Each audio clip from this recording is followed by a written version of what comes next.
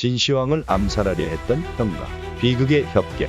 역사 속에서 수많은 협객들이 존재했지만 단 한 사람, 황제를 직접 죽이려 했던 협객이 있었습니다. 그의 이름은 형가. 그리고 그의 목표는 훗날 중국을 통일한 진시황이었습니다. 진시황의 이름은 영정. 한때 연나라의 태자 단과 진나라의 진왕정은 조나라에서 인질로 함께 생활하며 깊은 우정을 나누었습니다. 두 사람은 조나라에서 함께 자라며 미래를 꿈꾸었습니다. 그러나 시간이 지나며 두 사람의 운명은 달라졌습니다. 진나라는 조나라를 압박하여 진왕정의 귀국을 요구했고 조나라는 이를 받아들였습니다. 결국 진왕정은 고향으로 돌아갔습니다. 홀로 남겨진 태자단은 조나라에서 외로운 시간을 보냈습니다. 연나라의 태자라는 신분에도 불구하고 그는 조나라에서 냉대와 무시를 받으며 고립되었습니다. 그리고 몇 년 후 태자단은 진나라로 볼모가 되어 보내졌습니다. 그는 그곳에서 옛 친구였던 진왕정과 재회했지만 이제 그는 중국 통일을 눈앞에 둔 강력한 진나라의 왕이었습니다. 태자단은 예정을 기대하며 연나라로 돌아가게 해달라고 요청했지만 진왕정은 냉정하게 거절했습니다. 그는 조소하며 말했습니다. 까마귀 머리가 하얗게 되고 말머리에 뿔이 돋으면 보내주겠다. 즉 그는 태자단을 절대 돌려보내지 않겠다는 뜻이었습니다. 그 순간 태자단의 마음속에서 복수의 불길이 타올랐습니다. 어린 시절의 우정은 배신으로 변했고 그는 진왕을 제거하기로 결심했습니다. 태자단은 진나라의 감시를 피해 가까스로 연나라로 도망쳤습니다. 고국으로 돌아온 그는 진왕에 대한 복수를 다짐하며 자신을 도와줄 인물을 찾기 시작했습니다. 그는 협객으로 명성을 떨치던 형가를 만나 자신의 원한과 연나라의 위기를 이야기하며 함께할 것을 요청했습니다. 형가는 처음에는 위험한 계획이라며 반대했지만 태자단의 간절한 설득과 연나라의 운명이 걸린 상황을 고려하여 결국 결단을 내렸습니다. 그는 태자단과 함께 진왕을 암살할 계획을 세우기로 했습니다. 먼저 형가는 한때 진나라의 장군이었지만 연나라로 망명한 번호기 장군을 설득했습니다. 번호기 장군은 진나라에 의해 가족이 모두 죽고 자신에게도 황금 1,000근과 시급 1만호라는 현상금이 걸려있는 인물이었습니다. 형가는 번호기 장군에게 진시황의 암살 계획을 이야기하고 이것을 성공하기 위해 번호기 장군의 목이 필요하다고 이야기합니다. 결국 번호기 장군은 저의 원한을 풀 방법을 갖고 계시다니 기쁘기 그지없습니다. 부디 성공하시기를. 이라는 말을 남기고 형가에게 절을 하며 스스로 목숨을 끊습니다.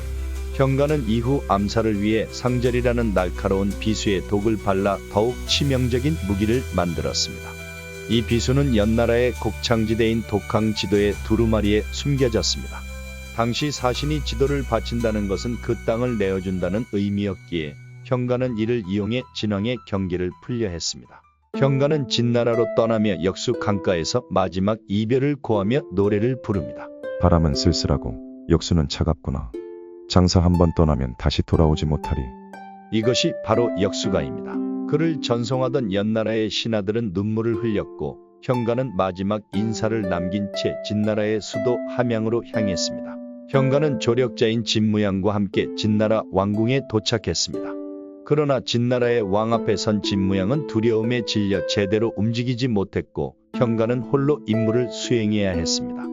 형가는 태연하게 지도를 바치는 척하며 진왕의 앞에 섰습니다. 그러나 두루마리 속에 감춰둔 비수, 상절이 드러나는 순간 진왕의 얼굴에 놀람이 스치고 그는 급히 일어나려 했습니다. 형가는 재빨리 비수를 휘둘렀지만 비수는 진왕의 옷소매만 스치고 말았습니다. 이것은 진나라의 옷이 연나라보다 훨씬 얇아 형가가 계산하지 못한 변수가 된 것입니다. 당시 진나라 국법에는 대전에서 무기를 들고 있을 수 있는 이는 진왕뿐이었습니다. 하지만 진왕의 칼이 너무 길어 쉽게 뽑을 수 없었고 이에 형가는 진왕을 죽이기 위해 그를 쫓고 쫓기는 추격전이 펼쳐집니다. 그때 궁정의 의사 하무저가 약상자를 던져 형가를 맞췄고 형가의 눈이 보이지 않는 틈을 타 진왕은 드디어 칼을 뽑았습니다. 다급해진 형가는 급히 비수를 던졌지만 기둥에 맞아 실패했고 그는 진왕에 의해 칼을 8번이나 맞은 후 들어온 병사들에 의해 최후를 맞이합니다. 이 사건 직후 분노한 진왕정은 왕전과 왕분 이신을 보내 연나라 침공을 시작합니다. 연나라의 왕 연희는 수도 개성까지 함락당하자 암살을 주도한 태자단의 목을 잘라 진왕에게 바치지만 결국 무시당하고 연나라는 멸망하는 것으로 이 이야기는 끝이 납니다. 형가의 암살 작전은 실패로 끝났지만 그의 불멸의 의지와 검은 역사의 한 페이지에 깊이 새겨졌습니다. 그의 행위는 단순한 복수나 암살 그 이상의 의미를 지니며 멸망 직전에 육국 백성의 한을 풀려 한 용기 있는 저항의 상징이 되었습니다. 후대의 시인들과 협객들은 그의 이야기를 노래하며 때로는 영웅, 때로는 반역자로 평가하지만 그 불멸의 검의 노래는 오늘날까지 전해지고 있습니다. 한번 가면 돌아오지 않는 장사의 길, 그것은 바로 운명 앞에 몸과 마음을 던진 형가의 길이었습니다. 풍문으로 들어쏘가 전해드리는 역사 이야기. 오늘은 여기까지입니다. 오늘 이야기가 재미있거나 흥미로우셨다면 좋아요, 구독, 알람 설정을 잊지 마세요. 그럼 다음에 또 다른 이야기로 찾아뵙겠습니다. 감사합니다.